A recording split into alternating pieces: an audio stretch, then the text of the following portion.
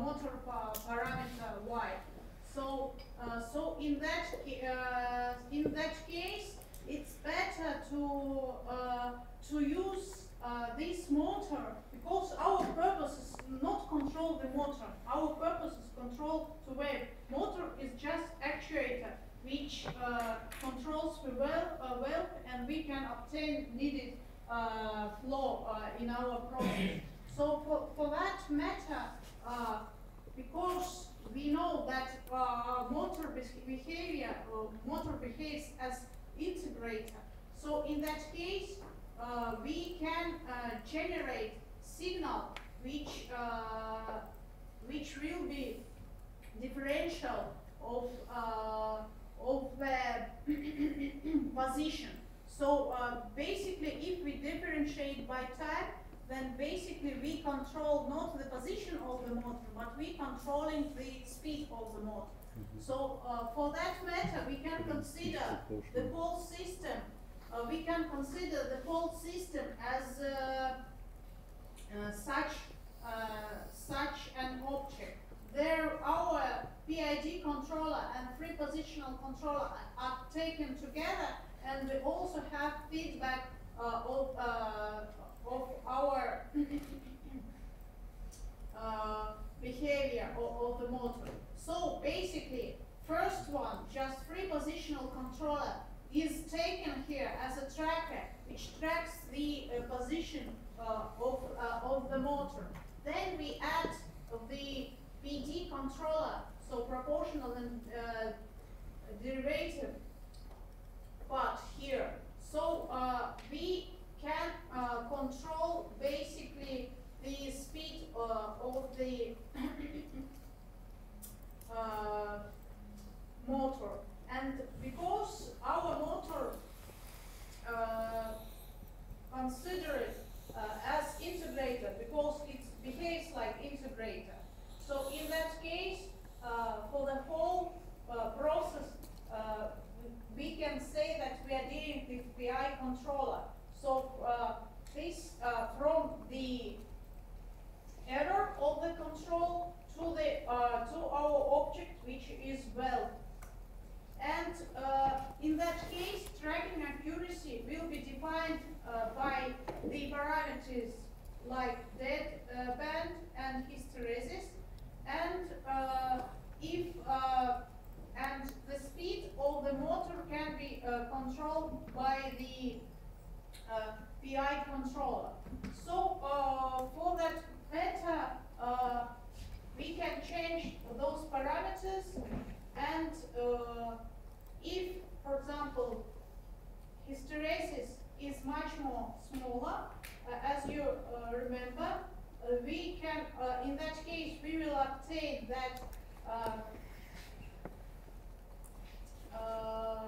this TI is also smaller, so pulse width is smaller. So our, we will have, instead of steady signal, we can obtain almost the just line. But in that case, our motor switching very often. So, but having the same mean speed. So we can have more precise tracking, but our motor working time will be decreased very seriously. So for that matter, again, if we would like that our equipment works for a long time, sometimes we should deal with the problem of the exact track. Maybe we can have just some errors in our control, but our equipment will work for a long time. And because of the inertia of the motor, we always have such a situation. First of all, when our pulse already have stopped sending signal to our motor, we still have the reaction of the motor, and it stops in some time. And because of that, if we take a look at the control signal and the reaction of the motor, so this parameter will be higher. So when in general we are talking about such kind of control, then we should set a lot of parameters. So first of all, we should set parameters for PID controller. Actually, for such kind of motors, it is not good to use derivative component, because in that case output of the controller will be changing a lot. This you will see during another work. There you should check the output of the controller.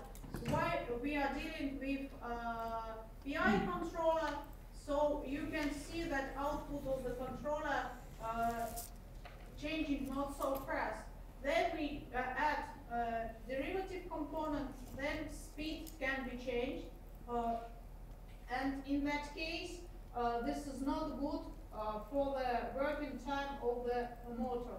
So another parameter what should be set, this is motor travel time, because knowing that we can our controller can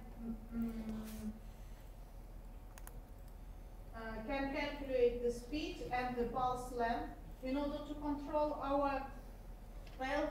And another parameters, because of the positioning, we should also add deadband and the hysteresis.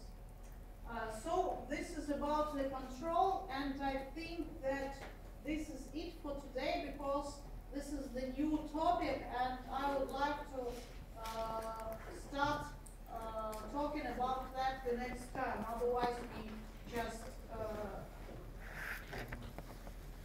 have a bad maybe understanding. So this is it for today. Thank you for your attention, and I hope that I see you on the labs, and at what time what you been registering, because right now we have